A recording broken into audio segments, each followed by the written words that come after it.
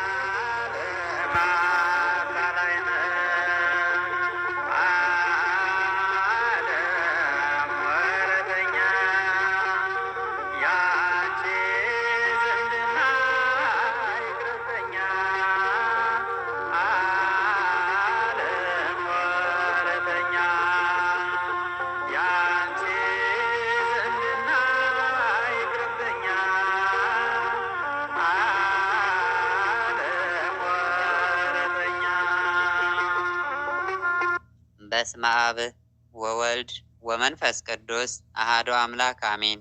ሰላም እግዚአብሔር ከሁላችን ጋር ይሁን። የተወደዳችሁና የተከበራችሁ የልዑል እግዚአብሔር ቤተሰቦች እንደምን ሰነበታችሁ? እንኳን ለማህበረ ተዋሕዶ ዘኦርቶዶክስ ለኪነ ጥበብ ክፍል ለ9ኛ ዓመት የምስረታ ክብረ በዓል በሰላም አደረሳችሁ አደረሰን እያልን ይህ ከማህበረ ተዋሕዶ ዘኦርቶዶክስ ኪነ ጥበብ ክፍል በ2017 ዓመተ ምህረት ተዘጋጅቶ ወደ እናንተ የሚቀርብላችሁ መንፈሳዊ ድራማ ርዕስ ሁለት ዓለም ክፍል 6 እነሆ። አዘጋጅ ህዝባየሽ ወለተ ጊዮርጊስ። ተዋናያን ገነት እንደ ታሪክ፣ ናሆም እንደ አባት እንዳለው፣ አበበ እንደ ታጠቅ፣ እንዳሻው እንደ ተስፉ፣ አባይነሽ እንደ እናቱ ብዬ፣ ለያ እንደ አበባ፣ ሙሽራ እንደ መልካም፣ መሰረት እንደ ለምለም፣ መቅደስ እንደ ፋሲካ፣ ህዝባየሽ እንደ ሰላም በመሆን ነው። ሁለት ዓለም ክፍል 6 እነሆ። በጥሞና ተከታተሉን ዘንድ በኃያሉ በልዑል እግዚአብሔር ስም በትህትና እንጠይቃለን።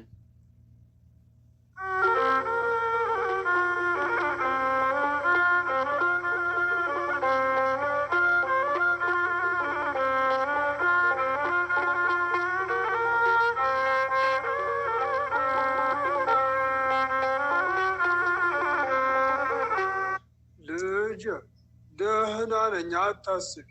ንፋስ ስለመጣኝ ባለፈው ያ ነው ብርዱ ጋር የሚነሳብኝ። ይሻለኛል። አሁን እንኳን ተመስገን ነው። እሺ አባዬ፣ ቀጥ በልና ደገፍ በል ሳሉ እስከሚመልስልህ ድረስ። አሁን ደግሞ ላበት ተገለበጠ። ሊመልስልህ መሰለኝ። አይዞህ አባዬ፣ እኛም የምንፈልገው ደህንነትህን ነው። ግን እኮ የአፍላው ሽታ ብቻ አይደለም፣ መቻሙ ያውቃል ከእርሻው ደርሰህ ስትመጣ። መጠጥ ካዘወተርክ በኋላ ነው እንጂ። አባቴ ትሰማኛለህ? ከእንግዲህ በኋላ ትውት አድርገህ ቤተ ክርስቲያን ሄደህ በንስሐ ሕይወት እየተመላለሳችሁ ለስጋው ደሙ መዘጋጀት መቁረብ አለባችሁ። እማየጋ ለእኛ ለልጆቻችሁ አላፊ ጠፊ ገንዘብ ሳይሆን ማስረከብ ያለባችሁ ክርስቲያናዊ ጥሩ ምግባራትን ነው። አባዬ ታጠቅም እንደምታየው ነው። አንድ ችግር ቢፈጠር ታጠቅ አሁን አንድ ነገር ቢያደርግ የአባቱ ልጅ ነው የሚባለው። አንተም አባቴ እንዲሁ ብታደርግ አባትና ልጁ ይባላል። መልካም ልጅ አባትና እናቱን ያስመሰግናል። ጥሩ አባትና እናትም በልጆቹ ይመሰገናል። ስሩ ቅዱስ ከሆነ ቅርንጫፎቹም ቅዱስ ናቸው። ይህንን ሁሉ የምናገረው መጠጥ እንድተው ነው አባዬ። አይ የኔ ልጅ እንዳው ምን ላድርግህ? ካሰብከው ድረስልኝ ልጅ። ለቁም ነገር ያብቃህ የኔ ልጅ። እንዲያው 3-4 አትሆን ነገር። አይ እስኪ እንዲያው በል ንገረውማ። ልክ ብለሃል። ከእኛ ከወላጆቻችሁ የምትማሩት ነገር አለ። እንዲያው እኛ ስለእናንተ ምን ይሆን እያስተማርናችሁ ያለ ነው? እንዲያው እናንተ እንኳን እግዚአብሔር አምላክ እንዲያው ስራው ድንቅ ነው በእውነቱ። መጨረሻችሁ ይመር ልጄ። እንዲያው ታጠቅ ነው ትንሽ እያስቸገረኝ። እናንተን እንኳን እያየ እንዲያው ልብ ቢገዛ አይዲያ። እንዲያው ዛሬ ደግሞ ታጠቅ እየሰማሃቸው ነው እህትህን እና ወንድምህን። ግን እንዲያው ልጄ እንዲያው ዛትህ ነው እንጂ ያለው እንዲያው ልብ እኮ ካንተ ጋር አይደለም። እንዲያው በዲህናህ ነው ልጄ። እንዲያው ምን ሆነህ ነው?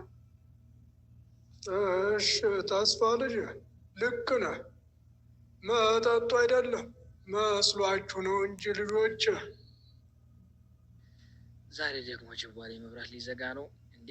ቀድሞ የኑሮ ውድነትን አውቆ መሰለኝ ድምሩም አይበረክት ወይ የቁጠባ ኑሮ።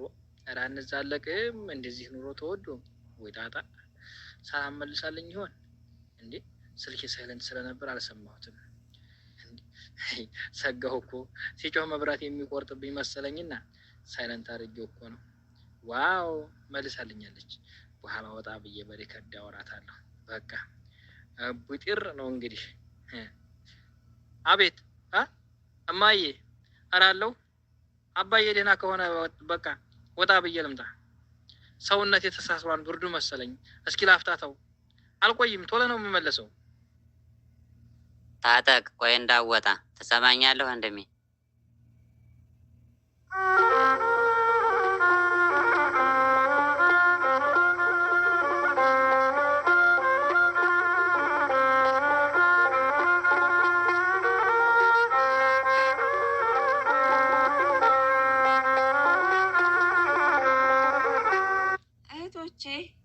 እንዴት ሰነበታችሁ?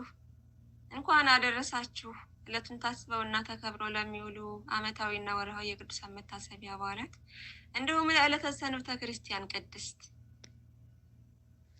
እግዚአብሔር ይመስገን፣ አሜን። እንኳን አብሮ አደረሰን። በሉ ወደ ትምህርታችን ልጀምር። እኔ በመንፈስ ቅዱስ ላይ የሚሳደብ ሁሉ ግን የዘላለም ኃጢአት ዕዳ ይሆንበታል። የቅዱስ ማርቆስ ወንጌል ምዕራፍ 3 ከቁጥር 29። በመንፈስ ቅዱስ ላይ ስድብ ማለት በመንፈስ ቅዱስ በአምላክነቱና በስራው አለማመን ማለት አይደለም። እግዚአብሔር የለም የሚሉ አምላክ የለሽ ወገኖች በሚያምኑ ስላለማመናቸውና በእግዚአብሔር ላይ ስለመዘበታቸው ይቅር ይላቸዋል። ምሕረቱ የበዛች ናትና መቅዶኒዎስ የተባለ መናፍቅ በመንፈስ ቅዱስ ላይ የክህደት ትምህርትን አስተምሮ አልመለስ ቢል ተወግዞ ተለይቷል። የእርሱን አመለካከት ያራምዱ የነበሩ የእርሱ ደጋፊዎች ንስሐን በገቡ ጊዜ ምሕረትን፣ ይቅርታን አግኝተዋል። ቤተ ክርስቲያን በፍቅር ተቀብላቸዋለች። ታዲያ በመንፈስ ቅዱስ ላይ ስድብ ማለት ምንድን ነው? ምሕረት የሌለውስ ለምንድን ነው ቢሉ በመንፈስ ቅዱስ ላይ ስድብ ማለት በፍጹምና ለዘላለም የመንፈስ ቅዱስን ስራ መካድ፣ መቃወም፣ ይኸውም እስከ ህልፈተ ሕይወት ድረስ የሚሆን መካድ ነው። ለዘላለም የመንፈስ ቅዱስን ስራ በመካዱም ንስሐን አይገባም፣ እግዚአብሔርም ይቅር አይለውም። እግዚአብሔር በቸርነቱ ሁሉንም ተነሳሂ ይቀበላል። እንደ ቅዱስ ቃሉም ወደ እኔም የሚመጣውን ከቶ ወደ ውጭ አላወጣውም። የዮሐንስ ወንጌል ምዕራፍ 6 ከቁጥር 37 ላይ ብሏል። በጥቅሉ ንስሐ ካለመግባት በቀር ምሕረት የሌለው ኃጢአት የለም። ሰው ከነ ኃጢአቱ ያለ ንስሐ ቢሞት ይጠፋል። ነገር ግን ንስሐ ባትገቡ ሁላችሁም ትጠፋላችሁ። የሉቃስ ወንጌል ምዕራፍ 13 ከቁጥር 5 እንዳለ። ንስሐ አለመግባትና መንፈስ ቅዱስን መስደብ ግንኙነቱ ምንድን ነው ተብሎ ይጠየቅ ይሆናል። ለዚህም አንድም ሰው መንፈስ ቅዱስ በእርሱ ዘንድ ከሌለ ያለ መንፈስ ቅዱስ ስራ በመጸጸት ንስሐ አይገባም። እርሱም መጥቶ ስለ ኃጢአት፣ ስለ ጽድቅ፣ ስለ ፍርድም ዓለምን ይወቅሳል። የዮሐንስ ወንጌል ምዕራፍ 16 ቁጥር 8 እንዲህ ሰውንም በመንፈሳዊ ሕይወቱ የሚመራ የሚያበረታ የሚያጸና ነው። እያንዳንዱን መልካም ስራ የሚያግዝ መንፈስ ቅዱስ ነው። ያለ መንፈስ ቅዱስ ህብረት መንፈሳዊ ስራን መስራት መፈጸም አይቻልም። የመንፈስ ቅዱስ ህብረትን መቃወም ሁለተኛ ቆሮንቶስ ምዕራፍ 13 ከቁጥር 14 አንዳች ጥቅም የለውም። ሐዋርያው የመንፈስ ፍሬዎች ገላትያ 5:22 ብሎ የጽድቅ ስራዎችን ጠቅሷል። እኚህን ፍሬ የማያፈራ ደግሞ ይቆረጣል፣ በእሳትም ይጣላል። የማቴዎስ ወንጌል ምዕራፍ 3 ቁጥር 10፣ የዮሐንስ ወንጌል ምዕራፍ 15 ከቁጥር 4 እስከ 5። መንፈስ ቅዱስን የሚክድ አይጸጸትም፣ የመንፈስ ፍሬንም አያፈራም። መንፈስ ቅዱስን መቃወም እስከ ዕለተ ሞት ከሆነ ዘመኑን ያለ ንስሐ፣ ያለ ጽድቅ ስራና ያለ መንፈስ ቅዱስ ፍሬዎች ኖሯልና ይጠፋል። ይህ ነው መንፈስ ቅዱስን መስደብ ማለት። መንፈስ ቅዱስን የሚያሳዝነው ኤፌሶን ምዕራፍ 4 ከቁጥር 30፣ መንፈስን የሚያጠፋው አንደኛ ተሰሎንቄ ምዕራፍ 5 ከቁጥር 19፣ መንፈስ ቅዱስን የሚቃወሙ። የሐዋርያት ሥራ ምዕራፍ 7 ከቁጥር 51። አይደለም መንፈስ ቅዱስን እየሰደበው ይልቁኑ ፍጹምና በቀጣይነት እስከ ዕለተ ሞት ድረስ መንፈስ ቅዱስን መቃወም ነው። ስለዚህም ንስሐ አይገባም፣ የመንፈስ ፍሬም አያፈራም። ነገር ግን አንድ ሰው የመጨረሻ እስትንፋሱ እስክትወጣ ድረስ ሁሉም የንስሐ ዘመን አለው፣ ልክ በቀኝ እንደተሰቀለው ወንበዴ። እግዚአብሔር ምሕረቱ የበዛ ነውና ይቀበላል። ተነሳሂው ይህን ማድረጉ መንፈስ ቅዱስ በእርሱ እንደሚሰራና ወደ ንስሐም እንደመራው የሚያሳይ ነው። እናትና ወንድሞች በውጭ ቆመው ይፈልጉሃል አሉት። የማርቆስ ወንጌል ምዕራፍ 3 ከቁጥር 32። ወንድሞቹ የተባሉት የእመቤታችን ልጆች ናቸውን? በሌሎች የወንጌል ክፍልም ገና ለሕዝቡ ሲናገር እነሆ እናቱና ወንድሞቹ ሊያነጋግሩት ፈልገው በውጭ ቆመው ነበር። የማቴዎስ ወንጌል ምዕራፍ 12 ከቁጥር 46። ከዚህ በኋላ ከእናቱና ከወንድሞቹ ከደቀ መዛሙርቱ ጋር ወደ ቅፍርናሆም ወረደ። የዮሐንስ ወንጌል ምዕራፍ 2 ከቁጥር 12 የሚሉትን በመጥቀስ ጸረ ማርያሞች አንቲ ድቆ ማረጥያን ድንግል ማርያም ከጌታ ሌላ ልጆች አሏት በማለት ያስተምራሉ። በመስቀል ስር ስለነበሩት ሰዎች ሐዋርያው ቅዱስ ዮሐንስ ሲገልጥ እንዲህ ብሏል። ነገር ግን በኢየሱስ መስቀል አጠገብ እናቱ፣ የእናቱ እህት የቀሊዮጳ ሚስት ማርያም መግደላዊት ማርያም ቆመው ነበር። የቅዱስ ዮሐንስ ወንጌል ምዕራፍ 19 ከቁጥር 25። በዚህ ጥቅስ ውስጥ ወንጌላዊው ድንግል ማርያምን እናቱ ብሎ ሲጠራት ከእርሷ ጋር ሌሎች ሴቶችም እንዳሉ ጠቅሶልናል። ከነዚህም ሁለት ሴቶች መካከልም የድንግል ማርያም እህት የምትባል የቀሊዮጳ ሚስት የሆነች ማርያም የተባለች ሴት እንዳለች ጠቅሶልናል። ይህች እናት ታዲያ የያዕቆብ፣ የዮሳ፣ የይሁዳ እናት የተባለችው በመጽሐፍ ቅዱስ ስንመለከት ሁለት ያዕቆብ የሚባሉ ሐዋርያት እንዳሉ ገልጾ ጽፎልናል። የማቴዎስ ወንጌል ምዕራፍ 10 ቁጥር 3 እስከ 5። አንደኛው የዘብዴዎስ ልጅና የዮሐንስ ወንድም የሆነው ያዕቆብ ታላቁ ያዕቆብ ይባላል። በሄሮድስ አግሪጳ ተገድሏል። የሐዋርያት ሥራ 12 ቁጥር 2። ሌላኛው ደግሞ የአልፌዎስ ልጅ ያዕቆብ ነው። ይኸውም ታናሹ ያዕቆብ የሚባለው የጌታ ወንድም የተባለው ያዕቆብ ነው። የማርቆስ ወንጌል 15 ከቁጥር 40 እስከ 41፣ ገላትያ 1:19። የጌታ ወንድም የተባለው ያዕቆብ አባቱ አልፌዎስ ከሆነ የእመቤታችን እህት የተባለችው በመስቀሉም ስር የነበረችው የያዕቆብና የዮሳ የይሁዳም እናት የሆነችው ማርያም የተባለችው ለያዕቆብ እናቱ ናት ማለት ነው። የማቴዎስ ወንጌል ምዕራፍ 27 ከቁጥር 55 እስከ ቁጥር 56። ወንጌላዊው ዮሐንስም ቀሊዮጳ ያለው አልፌዎስን መሆኑን በዚህ ማረጋገጥ እንችላለን። አንድን ሰው ሁለትና ከዚያም በላይ ስም ሰጥቶ መጥራት ደግሞ በዕብራውያን ዘንድ ልማድ ነው።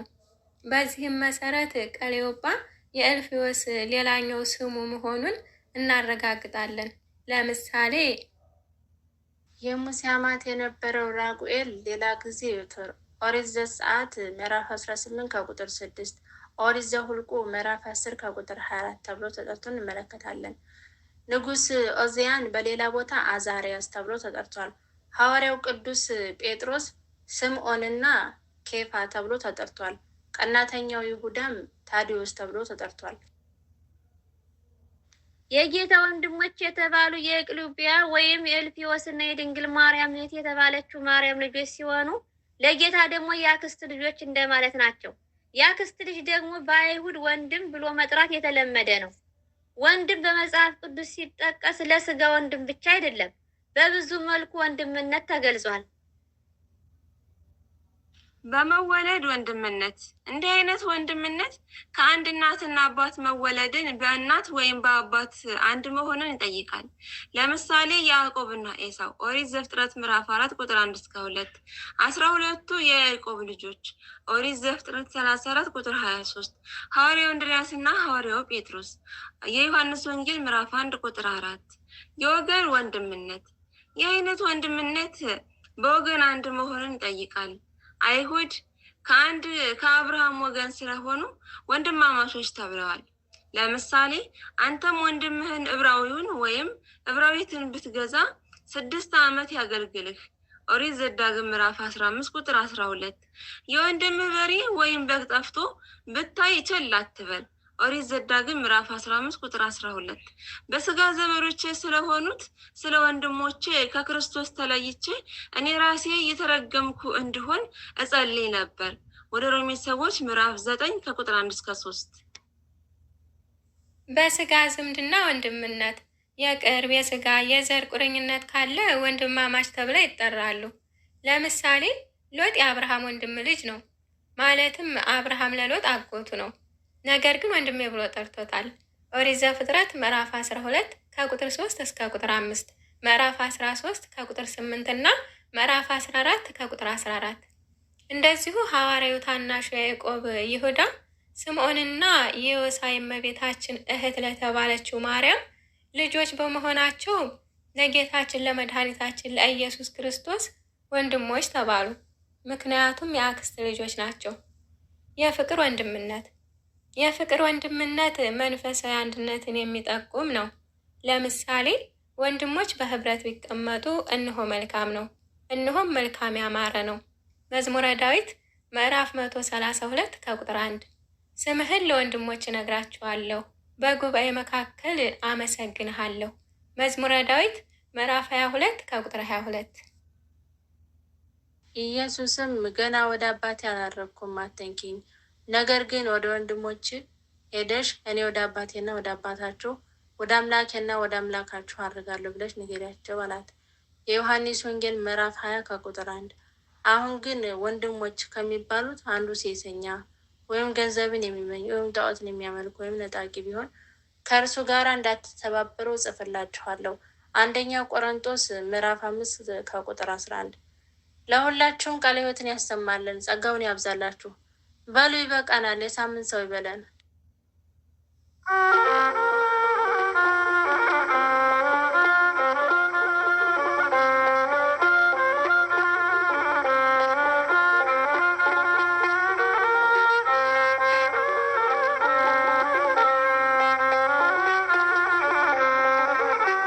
የተወደዳችሁ አድማጮቻችን እስካሁን ስትከታተሉት የነበረው በማህበረ ተዋሕዶ ኦርቶዶክስ ኪነ ጥበብ ክፍል በ2017 ዓ.ም ተዘጋጅቶ ወደ እናንተ የቀረበላችሁ ሁለት ዓለም የተሰኘው መንፈሳዊ ድራማ ክፍል 6 ይህንን ይመስል ነበር።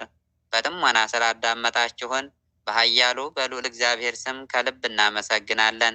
በቀጣይ ክፍል እስከምንገናኝ ቸር ሰንብቱልን እያልን ወስብሐት ለእግዚአብሔር ወለወላዲቱ ድንግል ወለመስቀሉ ክቡር። ይቆየን። አሜን።